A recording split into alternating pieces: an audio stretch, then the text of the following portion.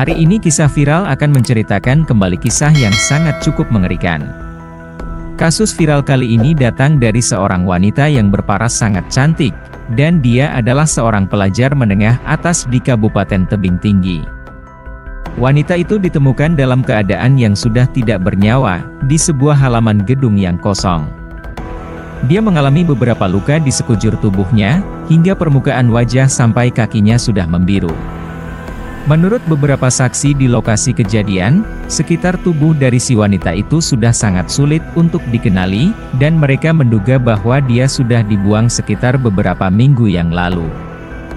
Bagaimana cerita ini bermulai, dan apa yang terjadi kepada wanita ini? Tonton video ini sampai selesai. Sebelum kalian menonton, alangkah baiknya kalian support dulu channel Kisah Viral dengan subscribe, like, komen, dan share supaya kami lebih semangat untuk membuat kisah-kisah viral lainnya. Terima kasih yang sudah subscribe, like, komen, yang sudah support channel Kisah Viral. Saya doakan semoga selalu diberikan kesehatan dan sukses buat kita semua.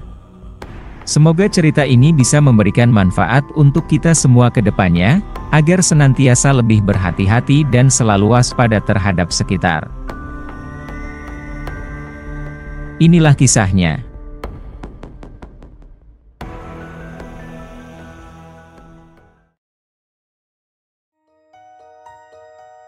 Kisah viral kali ini datang dari daerah Sumatera Utara, di mana terdapat seorang wanita cantik bernama Nani Mia Alvina. Ia berusia 17 tahun, dan dia tinggal bersama dengan kakeknya di Kecamatan Bajarnis, Kota Tebing Tinggi, Provinsi Sumatera Utara. Nani Mia Alvina atau biasa dipanggil Alvina itu adalah pasangan dari Ibu Eva Sulistiowati dan Bapak Agung. Alvina ternyata tidak tinggal bersama dengan orang tuanya, karena ia disuruh untuk menjaga warnet milik dari kakeknya. Kehidupan dari Alvina sebenarnya sama halnya dengan gadis seusianya. Alvina bersekolah di SMA 5 Tebing Tinggi, dan di sana dia dianggap sebagai salah satu murid yang cukup berprestasi. Di mata teman-temannya, Alvina dikenal memiliki sikap yang sedikit pendiam, dan tidak banyak berbicara ketika mereka sedang bercengkrama. Namun di balik sifatnya yang pendiam itu, Mia Alvina adalah seorang yang sangat baik dan peduli terhadap teman-temannya. Dia juga memiliki sikap yang humble dan selalu bersikap sopan jika bertemu orang yang lebih tua. Keseharian dari Alvina selain bersekolah adalah menjaga warnet milik kakeknya. Di sana dia mencoba untuk hidup secara mandiri dan menghasilkan uang jajannya sendiri. Meskipun Alvina memiliki pekerjaan paruh waktu, namun itu tidak membuatnya menurunkan kualitas dalam belajar dan menuntut ilmu di sekolah. Ia termasuk murid yang sangat rajin, dia bahkan sama sekali tidak pernah bolos pada saat sekolah, dan tidak ada riwayat kenakalan atas perilakunya. Selain tinggal bersama dengan kakeknya, Alvina juga tinggal bersama dengan paman atau adik dari ibunya. Namun dia hanya sesekali menginap dan tidak menetap dalam waktu yang lama. Di mata para tetangga, Alvina juga dikenal sebagai seorang yang ramah dan murah senyum. Meskipun dia jarang sekali keluar rumah dan bermain dengan teman-teman seusianya. Hingga sebuah kejadian itu akhirnya terjadi, dan sempat menggemparkan masyarakat di Sumatera Utara. Sebab, mereka tidak menyangka dengan akhir cerita dari peristiwa tersebut. Kejadian ini terjadi pada tanggal 21 Agustus, di tahun 2020. Saat itu, tepat menunjukkan jam 7 malam. Mia Alvina disuruh oleh kakeknya, untuk mengantarkan sejumlah uang ke rumah saudaranya. Mia Alvina kemudian menyanggupi perintah dari kakeknya tersebut, dan ia berangkat dengan berjalan kaki menuju ke desa sebelah. Diketahui bahwa desa tempat tinggal dari Alvina tergolong masih minim penerangan jalan, dan beberapa rumah penduduk desa juga berjarak cukup jauh satu sama lainnya. Perintah dari kakeknya itu memang seperti rutinitas yang biasa terjadi. Kakeknya sering menyuruh cucunya untuk pergi ke rumah saudaranya, bahkan hanya untuk sekedar mengambil makanan.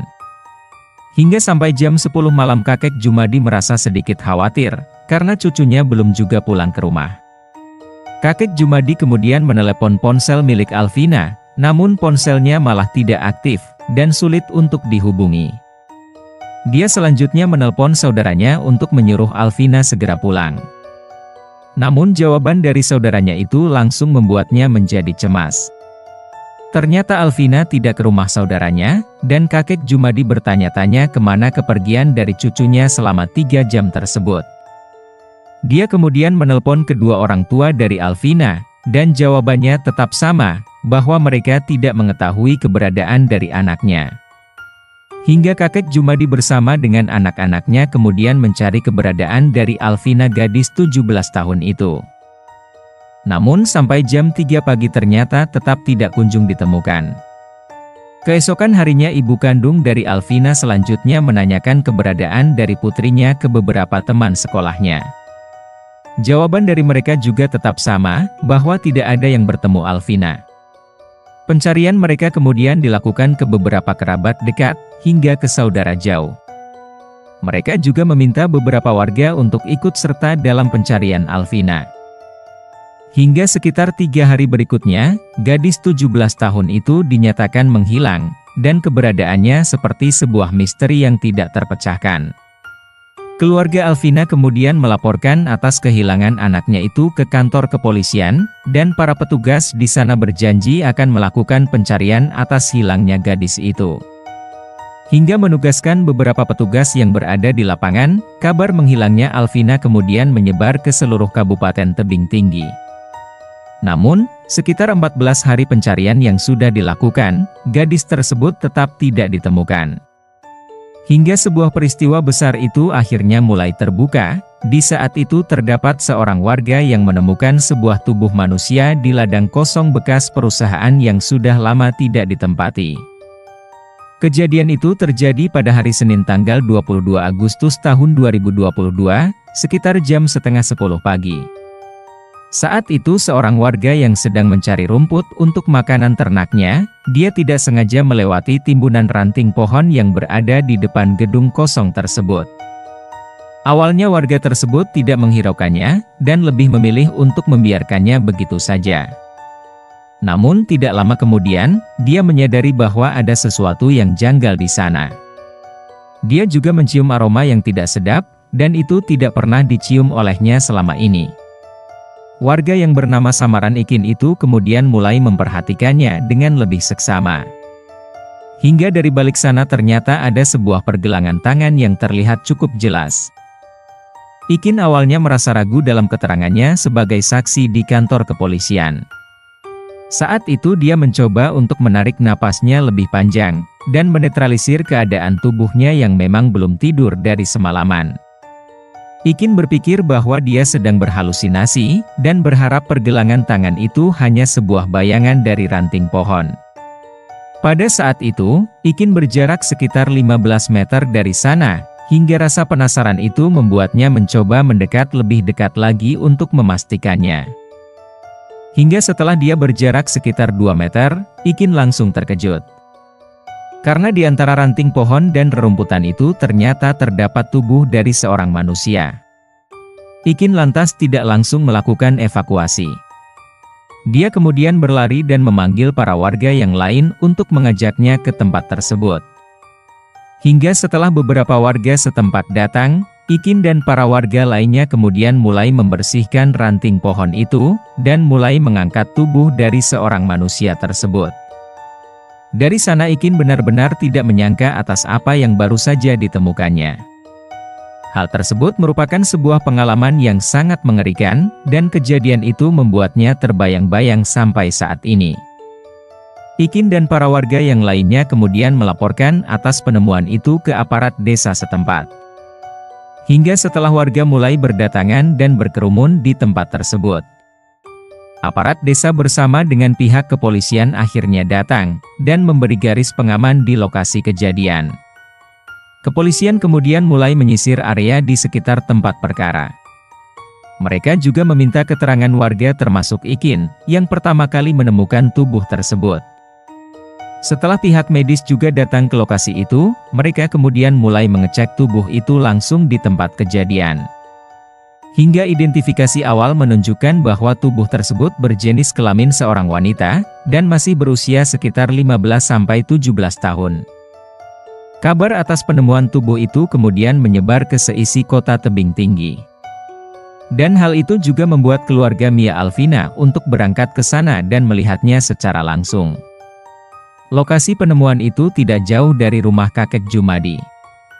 Setelah mereka sampai di tempat kejadian tersebut, ternyata beberapa warga yang lain sudah banyak yang berkumpul dan menyaksikan tubuh itu yang sedang ditangani oleh pihak kepolisian.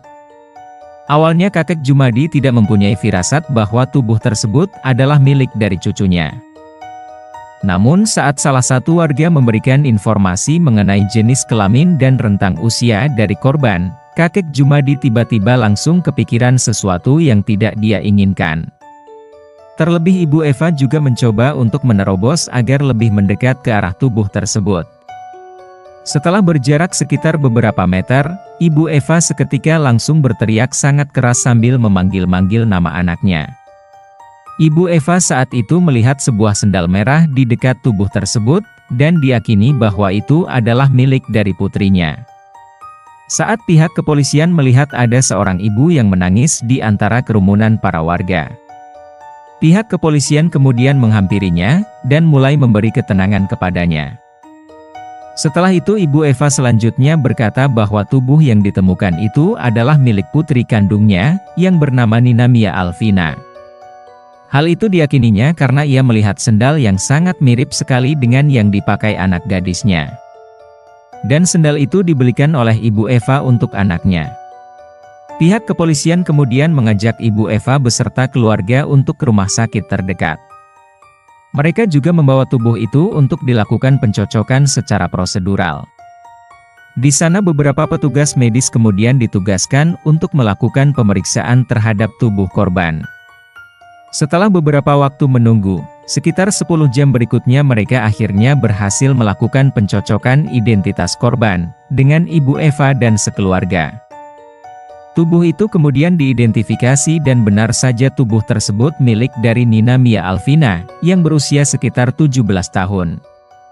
Petugas medis juga menyimpulkan bahwa korban sudah tidak bernyawa sekitar 3 minggu yang lalu. Hal itu juga cocok dengan keterangan kakek Jumadi yang melihat terakhir kali cucunya pada 3 minggu yang lalu. Atas dasar beberapa bukti itu, pihak kepolisian kemudian memberikan tubuh tersebut untuk segera dikebumikan oleh keluarga kakek Jumadi. Selain itu, pihak kepolisian juga bergerak dengan sangat cepat untuk mengungkap apa yang sebenarnya terjadi.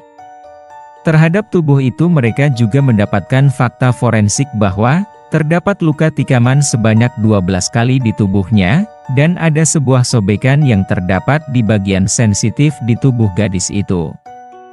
Hingga mereka kemudian meminta keterangan beberapa saksi di Desa Bunian Kecamatan Bajarnis, dan satu orang terdekat korban menjadi terduga pelaku kuat atas kejadian ini. Terduga pelaku itu awalnya menjadi buronan terkait pencurian yang dia lakukan. Dia mengambil sebuah sepeda motor milik salah satu warga yang rumahnya berdekatan dengan rumah kakek Jumaidi. Kejadian itu terjadi tepat 1 hari setelah penemuan tubuh dari Mia Alvina. Hingga pihak kepolisian menganalisa bahwa terduga pelaku merasa panik dan mengambil motor milik orang lain untuk modal kabur dan melarikan diri. Hingga sekitar 3 hari berikutnya, petugas kepolisian yang ditugaskan untuk melakukan pencarian dan penangkapan pada kasus ini pun akhirnya berhasil menemukan terduga pelaku di sebuah rumah makan. Yang dimana saat itu terduga pelaku langsung melakukan perlawanan, dan timah panas akhirnya bisa melumpuhkannya dengan cepat di kedua kakinya. Dia kemudian dibawa ke kantor kepolisian di wilayah kota Tebing Tinggi untuk dilakukan penyelidikan yang lebih mendalam. Saat sudah berada di kantor kepolisian, terduga pelaku yang bernama Isra Ramadan itu akhirnya mengakui semua perbuatan yang sudah dia lakukan. Dia mengungkapkan bahwa yang sudah melakukan eksekusi terhadap anak dari adik kandungnya, dan melakukan pemerkosaan setelah Alvina sudah tidak bernyawa. Selain itu, dia juga sudah mengambil sepeda motor milik tetangganya, karena dia merasa panik saat tubuh Mia Alvina sudah ditemukan. Hingga dia mencari modal untuk melarikan diri sejauh yang bisa dia lakukan. Pelaku yang memiliki ikatan keluarga dengan korban itu, kemudian menjelaskan bahwa dia sebenarnya tidak sengaja melakukan eksekusi terhadapnya. Dia mengaku bahwa hendak melakukan pemerkosaan terhadap keponakannya. Namun dia malah melawan dan Isra akhirnya melakukan tindakan tersebut. Saat itu kejadiannya terjadi pada malam hari. Isra melihat bahwa Mia Alvina sedang berjalan sendirian di jalan yang cukup sepi. Isra yang memang memiliki ketertarikan dengan Mia Alvina, kemudian mempunyai rencana untuk membawanya ke sebuah gudang kosong. Dia selanjutnya memanggil keponakannya itu dan meminta ditemani untuk menemui temannya. Karena Mia Alvina tidak merasa curiga dengan pamannya itu. Gadis polos tersebut kemudian menyetujui. Dan berjalan bersama di samping pamannya yang berusia 36 tahun tersebut. Namun, Mia Alvina akhirnya merasa curiga, sebab jalan yang dilalui mereka malah mengarah ke sebuah gudang kosong. Di sana Mia Alvina kemudian berkata, bahwa dia tidak mau lagi melanjutkan perjalanan tersebut. Hingga karena Isra sudah kepalang tanggung, dia kemudian menarik tangan dari keponakannya dan menyuruh untuk menuruti semua perintahnya. Namun Mia Alvina langsung menolak, dan berteriak sangat kencang. Dan itu memancing kepanikan dari Isra. Saat itu tanpa berpikir panjang, Isra kemudian mengambil sebuah gunting di saku celananya, dan selanjutnya melakukan eksekusi itu dengan sangat cepat. Setelah Mia Alvina sudah dalam keadaan yang tidak berdaya, Isra kemudian akhirnya melucutinya, dan menikmatinya hingga merasa terpuaskan. Setelah berhasil melakukan kepuasan tersebut, Isra menimbun tubuh dari keponakannya itu di sebuah halaman di gudang kosong. Isra juga sempat berpura-pura mencari keberadaan dari Mia Alvina di hadapan keluarganya. Dia bersikap seperti tidak terjadi apa-apa antara dia dan keponakannya tersebut. Akhirnya sandiwara itu berhasil dipecahkan, dan Isra harus mempertanggungjawabkan perbuatannya di mata hukum dan keadilan. Isra juga mengaku bahwa dia sudah tertarik dengan keponakannya itu sudah sejak lama. Karena dia sempat melihat Mia Alvina hanya memakai handuk saat hendak mandi di rumah kakeknya. Sebuah fakta yang tentu saja sangat mengejutkan, dan hal itu yang dirasakan oleh kakek Jumadi dan ibu Eva. Isra kemudian divonis sekitar 15 tahun kurungan penjara. Bagaimana menurut pendapat kalian mengenai kasus ini? Silahkan tuangkan pendapat kalian di kolom komentar, kita bisa berdiskusi atas kejadian ini. Semoga kisah ini dapat menjadi pembelajaran bagi semua orang, untuk lebih waspada dan berhati-hati terhadap potensi kejahatan di luar sana, bahkan dari orang terdekat. Tetaplah mengedepankan keselamatan dan keamanan dalam kehidupan sehari-hari.